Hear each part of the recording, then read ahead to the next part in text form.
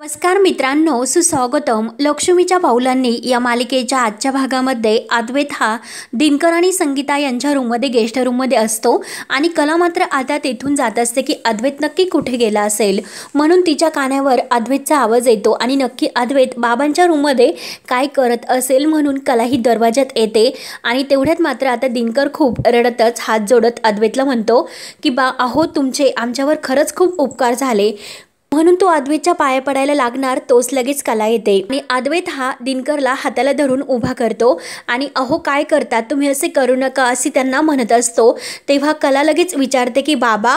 तर बाबा हा शब्द ऐकल्यानंतर अद्वैत, दिनकर आणि संगीता यांना खूप मोठा धक्का बसतो. तेव्हा कला विचारते की बाबा अहो काय झालं, तुम्ही अद्वैतचे पाय काय धरतात. आणि तेवढ्यात मात्र काजलने जी ची फाईल असते तर ती लगेच आपल्या मागे लपून धरते. कला आतमध्ये येते तेव्हा कला विचारते की अहो बाबा काय झालं, तुम्ही चांदेकरचे पाय का धरत होतात. तेव्हा मात्र आता दिनकर आणि संगीता अद्वैत यांना नक्की आता कलाला काय उत्तर द्यायचं हे काही लक्षात येत नाही. सर्वजण अगदी कावरे बावरे होतात आणि एकमेकांकडे पाहत असतात. तेव्हा कला पुन्हा विचारते की अहो काय झालं, नेमकं कोणी मला सांगणार आहे का काय झाले म्हणून. तेव्हा कला ही अद्वैतला विचारते की चांदेकर अरे माझे बाबा तुझ्या पाया का पडत होते. तेव्हा संगीता लगेच म्हणते की अगं कला बाळा, लेकीचा संसार सुखाचा व्हावा म्हणून आम्ही जावई बापूंच्या पाया पडत होतो. तेव्हा कला विचारते की माझा संसार सुखाचा व्हावा म्हणून ही कोणती पद्धत आहे. आणि अहो बाबा माझा संसार सुखाचा होण्यासाठी तुम्हाला त्याच्या पाया पडायची काही गरज नाही. आणि अद्वैतला म्हणते की अद्वैत अरे तू तरी यांना सांगायचं हवं होतं.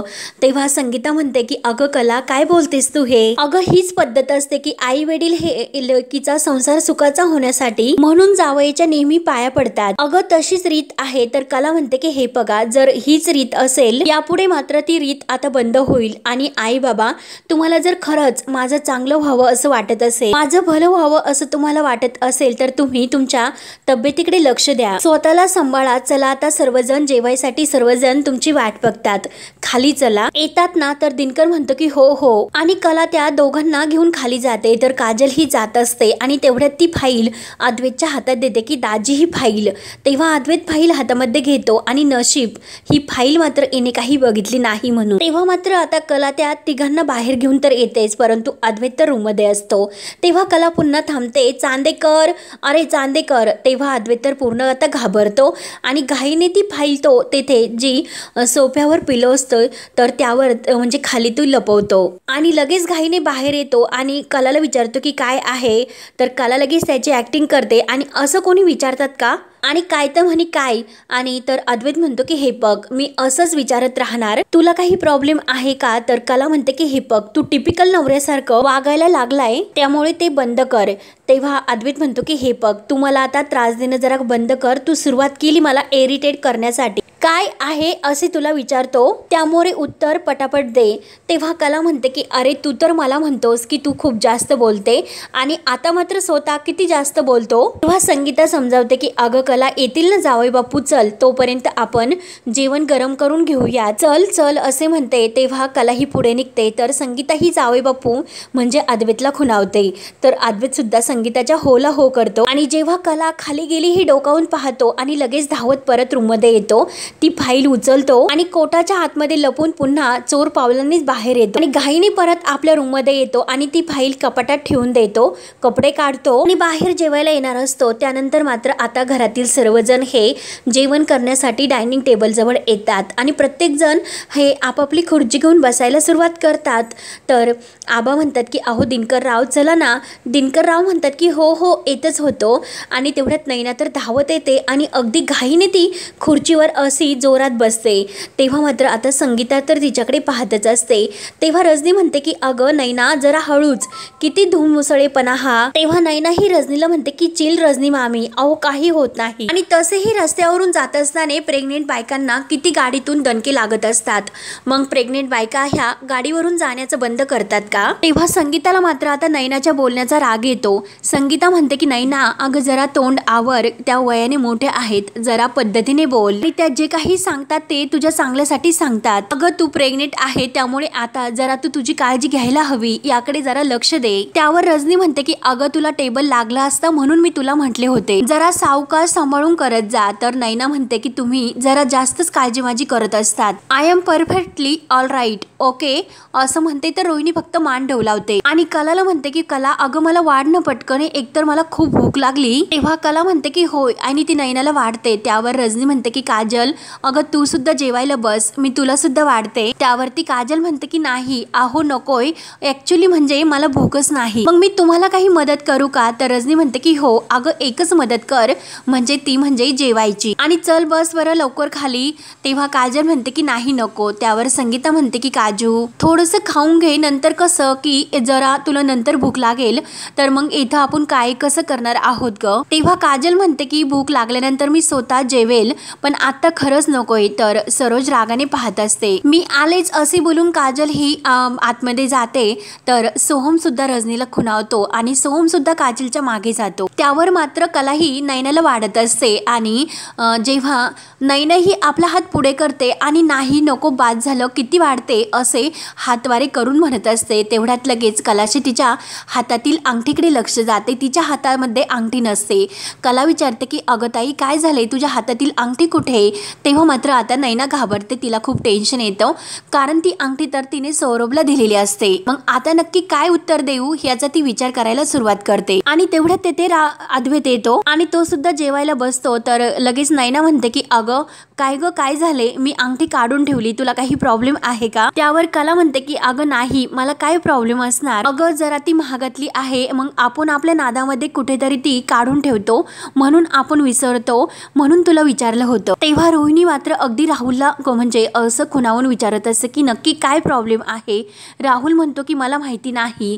आणि तेवढ्यात मात्र त्या दोघांची खानाखुणा चालू असताना नैना मात्र ही चिडते आणि कलाला म्हणते इनफ इनफ कला, मी तुला शेवटचं सांगते की माझ्याबद्दल ज्या काही चौकशा करते ना ते आता बंद कर. त्यावर लगेच रजनी म्हणते की अगं नैना एक साधा प्रश्न तिने तुला विचारला, तू फक्त सरळ उत्तर दे ना, असं रागावून कशाला तिला ओरडतेस? तेव्हा नैना म्हणते की हो मग मला साधेच प्रश्न इरिटेट होतात, म्हणजे मला प्रेग्नेन्सीमुळे बोटाला सूज आली होती आणि म्हणून ती अंगठी मी काढून ठेवली होती, मग हिला मी सगळं सांगत बसू का? म्हणून नैना खूप चिडते. तर आबा म्हणतात की हे पग नैना अगं गरोदर बाईने असं चिडचिड करू नये, तुला भूक लागली ना मग चल जेवण करून घे. त्यावर कला सुद्धा नैनाला जेवण करून घे असे प्रेमाने खुणावते. नैना मात्र अगदी तोऱ्यातच असते.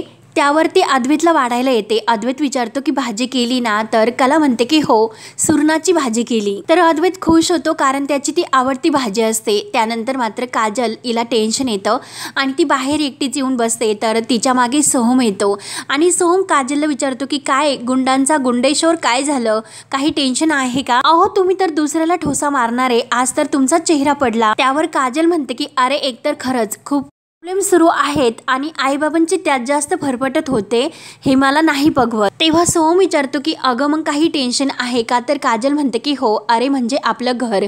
तेव्हा सोहम विचारतो की घराचं काय? तेव्हा काजल म्हणते की घर हे पतसंस्थेतील लोकांनी त्यांच्या ताब्यात घेतले कारण आम्ही हप्ते भरू शकत नव्हतो म्हणून. तेव्हा ते ऐकून सोहमला धक्का बसतो. सोहम म्हणतो की काय सांगते काजल, आणि काही काय ग अगं तुम्हाला सांगितले का नाही आणि आता काय झाले? तेव्हा काजल म्हणते की काही नाही, अरे पण दाजी देवासारखे धावून आले आणि त्यांनी घर वाचवलं, म्हणजे स्वतः त्यांनी घर विकत घेतलं. आणि बेस्ट असे झाले की बाबांना कमीपणा वाटू नये म्हणून त्यांनी स्पष्ट सांगितलं की तुम्हाला जमेल तसे तुम्ही हप्ते फेडा, त्याचं काही हप्ते फेडण्याचं टेन्शन घेऊ नका. सिरियसली यार, अरे खरंच दाजी एक नंबर कमाल असे माणूस आहे. हा सोम हसतो आणि खुशून म्हणतो की हो अगं दादा तर खरंच ग्रेटच आहे. अगं मग आता टेन्शन कसलं, आणि दादाने हेल्प केली मग कशाला टेन्शन घेते? तेव्हा काजल म्हणते की हो तेच ना की दाजींनी इतकी मोठी स्वतःहून मदत केली, परंतु हे मात्र आई बाबा कलाताईला सांगतच नाही. का सांगत नाही? की त्यांच्या संसारामध्ये गडबड होऊ नये यासाठी. मग आता तू सांग की ते घर कलाताईचं सुद्धा आहे आणि तीच आम्हाला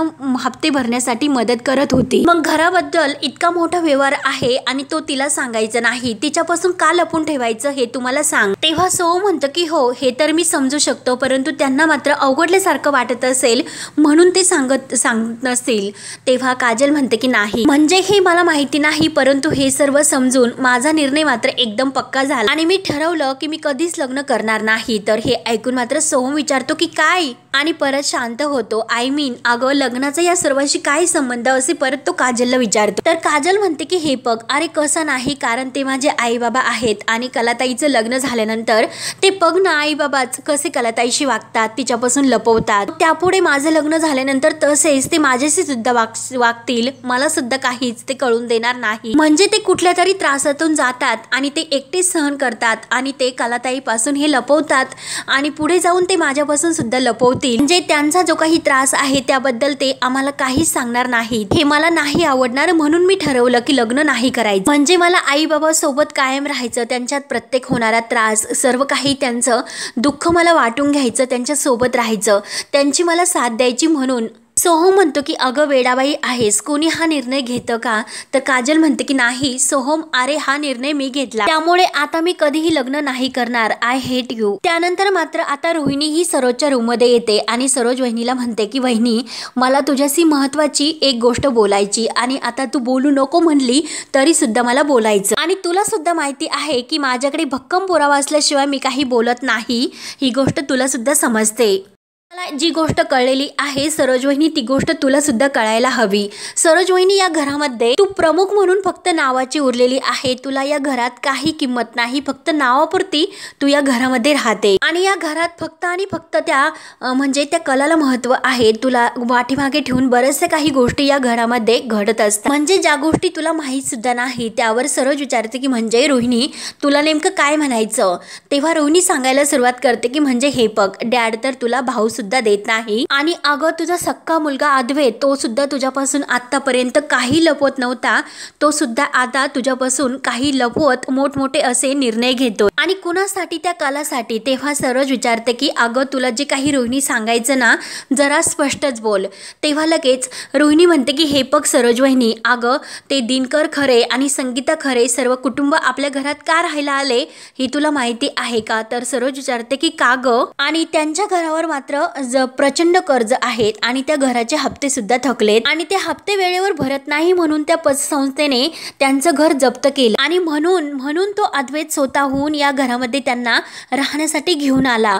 ते ऐकून तर सरोजला शॉक बसतो. सरोज म्हणते की काय रोहिणी काय सांगते? त्यावर रोहिणी म्हणते की अगं सरोज वहिनी हे तुझं जे काही आश्चर्यचकित एक्सप्रेशन आहे ते जरा सांभाळून ठेव. अरे खरी न्यूज तर पुढे आहे, खरं ऐक. त्यावर सरोज तर खूप भडकते आणि रोहिणी पटकन सांग की नक्की काय झालं ते. रोहिणी सांगायला सुरुवात करते की म्हणजे खऱ्यांना म्हणजे आपल्या सासरेला अद्वैतच्या दर महिन्याला हप्ते फेडता येत नाही म्हणून त्यांचं घर बँकेने जप्त केलं होतं. मग त्याच अद्वैतनं त्यांचं ते घर विकत घेतलं. हे सगळं अद्वैतने त्यांच्यासाठी केलं.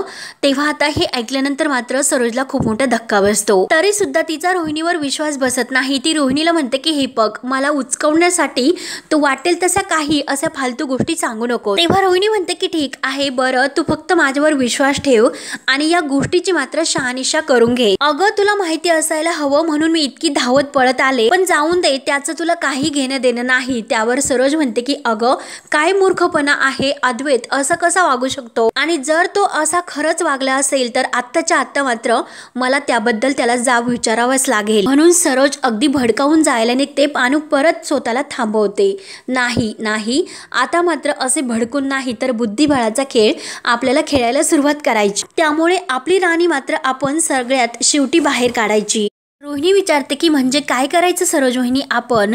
तेव्हा सरोज सांगायला सुरुवात करते की अगं प्रत्येक पाऊल टाकताना हळूहळू अगदी विचारपूर्वक करून टाकायचे, त्यांच्या नकळतपणे त्यांना शेवटपर्यंत घेऊन जायचे आणि एकदाच काय तो शेवटचा घाव घालायचा. पण रोहिणी अगं हे तर उत्तम झाले, अद्वैत वागला ना ते अगदी बरोबर वागला. त्यावर रोहिणी म्हणते की अगं सरोज वहिनी काही कसे बोलतेस ग?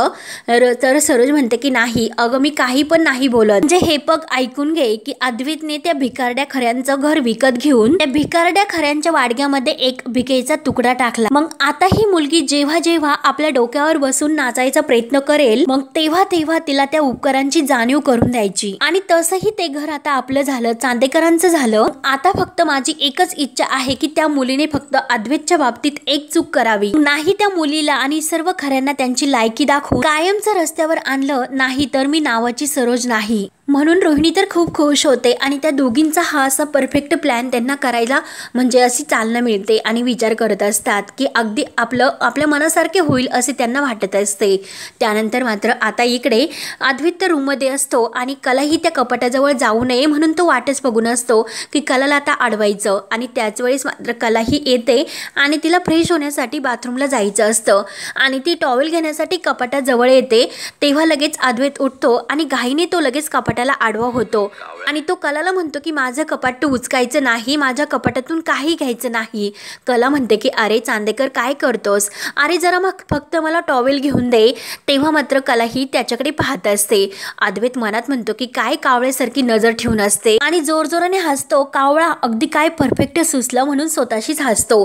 तर कला म्हणते की अरे काय झालं, अद्वैत म्हणतो की कावळा। कला म्हणते की कावळा, अरे म्हणजे काय, तर अद्वैत म्हणतो कावळा, उगाच कावळा, अगं बाथरूम तिकडे आहे, तिकडे जाऊन फ्रेश व्हा जा लवकर। त्यावर कला म्हणते की अरे चांदेकर तू काही डोक्यावर पडलास का रे, अति कामाचा हा तुझा परिणाम आहे, जरा मध्ये मध्ये तू ब्रेक घेत जा म्हणजे तुझ्या डोक्याला जरा शांतता वाटेल आणि हा जो काही विचित्रपणा करतोस ना ते अगदी करणं बंद होईल। अरे फक्त मला माझा टॉवेल आणि कपडे घेऊन दे, मी जाते।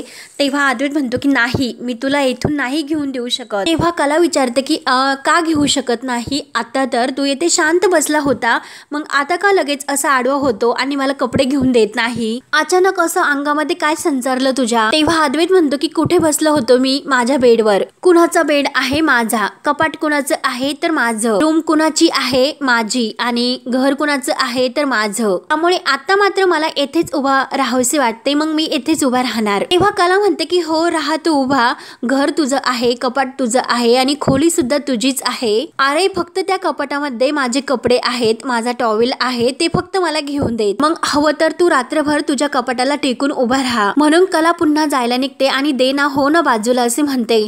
तर लगेच अद्वैत म्हणतो की नाही नाही, मी रात्रभर नाही उभा राहू शकत, फक्त मला आत्ता उभं राहायचं। तेव्हा कला म्हणते की हे बघ अरे चांदीकर नको असं इरिटेट करू, अरे लहान मुलासारखं भांडायला मला इंटरेस्ट नाही, कळलं तुला, हो बाजूला। त्यावरती अद्वैत सुद्धा म्हणतो की हो मला सुद्धा नाही आणि हो चल हो बाजूला। तेव्हा कला ही चिडते, कला म्हणते की हे बघ बऱ्या बोलाने चांदेकर तू बाजूला हो, नाहीतर। अद्वैत विचारतो की नाहीतर काय करशील। तेव्हा अद्वैत म्हणतो की काय करशील, तर कला म्हणते की हे बघ नाहीतर मी काय करशील आणि लगेच जोरजोराने त्याला गुदगुल्या करते। अद्वैत खूप चिडतो आणि ओरडतो आणि हे बघ चांदेकर अरे तुम्हाला काही चॅलेंज करू नको, हे बघ शक्तीपेक्षा युक्ती मोठी असते आणि अशी मी युक्ती लावेल की कपाट उघडेल हे तुला कळणार सुद्धा नाही। अद्वैत हसतो। अद्वैत म्हणतो की काय ग शक्ती काय, तुझ्याकडे शक्ती सुद्धा नाही आणि युक्ती सुद्धा नाही, मी सुद्धा नावाचा चांदेकर आहे हे विसरू नकोस। कला म्हणते की हो हो आला मोठा, बाजूला हो। तर लगेच कला ही ऐकत नसते आणि अद्वैत काही ऐकायला तयार नसतो, तो काही बाजूला होत नसतो। त्याला याची भीती असते की नक्की हिच्या हातात हे पेपर्स पडले तर आणखीन खूप मोठा प्रॉब्लेम होईल, म्हणून तो आज असं कपाटाला आडवा उभा राहतो। तेव्हा कला म्हणते की बरं बाबा मी तुझ्यासमोर हात जोडते, अरे खोली सुद्धा तुझी आहे, बेड सुद्धा तुझी आहे आणि हे कपाट सुद्धा तुझं आहे बरं का, त्यामुळे प्लीज अरे मी तुला रिक्वेस्ट करते माझ्या कपाटातून म्हणजे तुझ्या कपाटातून माझे साडी कपडे आणि टॉवेल देशील का, प्लीज मी हात जोडते तुझ्या समोर, माझे कपडे देणार आहे। तेव्हा अद्वैत म्हणतो की हो हो हे करतो मी, पण तू बाजूला हो, मागे हो, चल चल। तेव्हा अद्वैत लगेच तिला बाजूला हो म्हणत असतो, परंतु जेव्हा तो दार उघडतो इतकं थोडंसंच उघडतो आणि लक्ष मात्र कलाकडे ठेवून असतो आणि एक हात कपाटात घालतो आणि कला ही डोकडोकावून पाहत असते की नक्की हा काय लपवतो आणि तिचे टॉवेल साडी कपडे काढून देतो आणि तिच्या अंगावर फेकतो आणि परत लगेच चावी घेतो आणि त्या कपाटाला लॉक करून घेतो। कला मात्र खूप रागावून पाहत असते आणि कला ही त्याला म्हणते की चांदेकर अरे असं काय त्या कपाटामध्ये तू लपवलंस की तुम्हाला कपाट सुद्धा उघडून देत नाही, मला हात सुद्धा कपाटाला लावून देत नाही, नक्की असं काय आहे त्यात। तेव्हा अद्वैत लगेच अगदी वेड्यासारखं म्हणतो की माझं, मला, मी मी मी। तर कला लगेच अगदी ते न ऐकता लगेच आपल्या बाथरूम मध्ये निघून जाते आणि अद्वैत मात्र आता मनाशी म्हणत असतो की खरंच ही इतकी बेरगी नाही, हिच्यावर काही भरोसा नाही, अगदी बारकाईने लक्ष देत असते आणि सर्व एरवी गोष्टी ती हेरत असते, अगदी लक्ष ठेवून असते। म्हणून ती चावी घेतो आणि ती बेडवरील त्या पिलो खाली ठेवतो आणि तेथे बसतो आणि आपल्या मोबाईल मध्ये डोकावून पाहत असतो आणि लक्ष तर पूर्णपणे कलाकडे असते की केव्हाही बाहेर येते म्हणून आणि लगेच तेथे झोपतो। तेव्हा कला ही आरशासमोर उभी राहते आणि आपला चेहराही पुसत असते आणि तोच तिचं लक्ष हे अद्वैतकडे तिच्याकडे जाते. अद्वैत एकटक तिच्याकडे पाहत असतो. तेव्हा कलाला राग येतो आणि कला वळून पाहणार तोच लगेच अद्वैत आपला चेहरा वळवतो आणि कला ही आपल्या जागेवर येऊन झोपते आणि मध्ये त्यांच्या साडी असते, परंतु साडीतून मात्र दिसत असते आणि अद्वैत हा तिच्याकडे पाहत असतो. तर कला खूप चिडते आणि काय रे, तू माझ्याकडे लक्ष ठेवूनच आहेस का असे रागावून विचारते. अद्वैत म्हणतो की मी कशाला तुझ्याकडे लक्ष देऊ. कला रागावून म्हणते की हो आगाऊ. तर अद्वैत सुद्धा रागावून म्हणतो की हो अति आगाऊ आणि दोघं एकमेकांकडे अगदी तोंड फिरून झोपतात. त्यानंतर दुसऱ्या दिवशी सकाळ होते आणि कला ही फ्रेश होऊन आपल्या बेडवरील सर्व काही व्यवस्थित आवरत असते आणि तिला आता साफसफाई करत असताना मात्र ती पिलोखाली हात घालते आणि नेमकं तिला तेथे कपाटाच्या चावे सापडतात. तेव्हा कला त्या चावे घेते आणि विचार करते की कपाटाच्या चावे येथे कसे, म्हणजे रात्री नक्की अद्वैत त्या चाव्या हातात म्हणजे उशीखाली घेऊन झोपला होता. म्हणजे नक्की कपाटात असं यानं काय लपवलं की हा चावे लपवतोस म्हणून. आणि काल मात्र मी कपाटाच्या जवळ जाऊ नये यासाठी सुद्धा याने खूप आतोनात प्रयत्न केले आणि किल्ली सुद्धा त्याने आज लपवून ठेवली आणि या अगोदर मात्र ह्या चांदेकरने असं कधीही केलेलं नाही आणि या किल्लीची जागा सुद्धा आजपर्यंत कधीही बदललेली नाही. मग नक्की असं काहीतरी आहे आणि मला ते समजायला हवं म्हणून कला विचारात पडते. म्हणून त्या चाव्या घेऊन तिला संशय येतो आणि ती कपाट उघडते आणि प्रत्येक कपाटात काय आहे नक्की असं याने काय लपून ठेवलेलं आहे ती शोधायचा प्रयत्न करत असते. आणि शोधत असताना मात्र आता समोर जो कप्पा असतो तर त्या कपड्याखाली ती फाईल त्याने ठेवलेली असते प्रॉपर्टीच्या पेपरची, म्हणजे खऱ्यांच्या त्या घराचे पेपर्स. आणि तेव्हा कला ही लगेच ती फाईल घेते आणि ते फाईल उचकणार आणि हे प्रॉपर्टीचे पेपर आहे असे तिच्या लक्षात येते. आणि हे सुद्धा लक्षात येते की आता अद्वैत चांदेकरने माझं घर विकत घेतलं हे ऐकून आणि वाचून तर तिला शॉकच बसतो. आणि परत ती विचार करते की म्हणजे एका अर्थानं त्याने आमच्या डोक्यावरचं कर्ज फेडलं आणि चांदेकर खरंच खूप चांगला माणूस आहे हे कला विचार करते. आणि त्याच नंतर तेथे राहुल आणि हे रोहिणी जात असतात. तर लगेच रोहिणी थांबते आणि राहुलला खुणावते की राहुल हे बघ, हिच्या हातामध्ये ती गुलाबी कलरची फाईल कसली आहे असे विचारते. तेव्हा राहुल म्हणतो की हेच ते प्रॉपर्टीचे पेपर्स आहेत आणि हीच फाईल अद्वैतच्या त्या दिवशी हातामध्ये होती असे राहुल रोहिणीला सांगत असतो. तेव्हा कला ही अद्वैतवर खुश होते आणि परत ती फाईल तेथे ठेवून देते. तर लगेच हे सर्व रोहिणी आणि राहुल बघतात. रोहिणी म्हणते की आयडिया आणि चल राहुल पटकनी चल. आणि लगेच रोहिणी आणि राहुल लगेच रूममध्ये येऊन लपतात आणि कला केव्हा बाहेर येते अशी त्यांची वाट बघूनच असते आणि राहुल तर डोकावून पाहत असतो. रोहिणी विचारते की आली का ती. तेव्हा कला ही अगदी खुश होऊन अगदी बाहेरच येत असते, कारण अद्वैतने चांगलं केलं असं तिला वाटत असतं. परंतु आता मात्र त्यात मिठाचा खडा टाकायचा असे रोहिणी आणि राहुल ठरवतात. कला बाहेर येते आणि तेथून जात असताना मात्र आता लगेच ते एक प्लॅन करतात की लगेच राहुल हा मोठ्याने ओरडत म्हणजे रोहिणीला सांगायचा प्रयत्न करतो की अगं मॉम, तुला माहिती आहे का अद्वैतने खऱ्यांची प्रॉपर्टी विकत घेतली. तेव्हा रोहिणी विचारते की का, अरे का विकत घेतली. तेव्हा राहुल म्हणतो की अगं मला सुद्धा माहिती नव्हतं, परंतु जेव्हा मी परवा लवकर गेलो ना तेव्हा मला कळलं. आणि कला ही त्यांच्या घराच्या म्हणजे दरवाजाच्या जवळ येते आणि ती चोरून ऐकत असते. तर राहुल मुद्दा म्हणत असतो की अगं आई, तुला माहिती आहे ना अद्वैत किती बिझनेस मॅन्डेड आहे तो. खऱ्यांची जी प्रॉपर्टी आहे ना ती एकदम अशी योग्य त्या लोकेशनवर आहे आणि त्याला मात्र आता कोल्हापूरमध्ये प्राईम लोकेशनवर शॉप सुरू करायचा, म्हणूनच त्याने ही प्रॉपर्टी विकत घेतली की तेथे नवीन शॉप उघडण्यासाठी. ते ऐकून तर कलाला आता धक्का बसतो आणि राहुलने मुद्दाम अद्वैतविषयी कलाच्या मनात गैरसमज निर्माण केलेला असतो. आणि कलाने हे सर्व ऐकल्यानंतर आता कला हे सर्व अद्वैतला विचारणार असते. तेव्हा हा भाग येथे संपतो. पुढील भागामध्ये कला ही ते प्रॉपर्टीचे पेपर्स आहे ते अद्वैत समोर टाकते आणि अद्वैतला विचारते की तू आमचं घर विकत घेतलंस का. प्रॉपर्टीचा फायदा घेऊन आणि त्या परिस्थितीचा फायदा घेऊन तू स्वतःचा बिझनेस मोठा करतोय. आणि कला ही अद्वैतवर भडकते आणि तेवढ्यात संगीता आणि दिनकर येतात. संगीता म्हणते की थांब कला. दिनकर म्हणतो की हे बघ, आमच्यावरील जे काही कर्ज आहे आणि जी परिस्थिती आहे त्यातून मार्ग काढण्यासाठी आणि आमचं कर्ज फेडण्यासाठी त्यांनी हे सर्व केले, तू त्यांना बोलू नको, अगदी देव माणूस आहे ते. तेव्हा कला म्हणते की सॉरी. तर अद्वैत म्हणतो की काय, अगं मोठ्याने बोल. तेव्हा कला ही जोरात अगदी हसत कानात म्हणते की सॉरी. अद्वैत खूप घाबरतो आणि कला ही अद्वैतवर इम्प्रेस होते. तेव्हा आता पुढे काय काय होत राहणार हे पाहण्यासाठी आपल्या चॅनलला नक्की सबस्क्राईब करत रहा. धन्यवाद.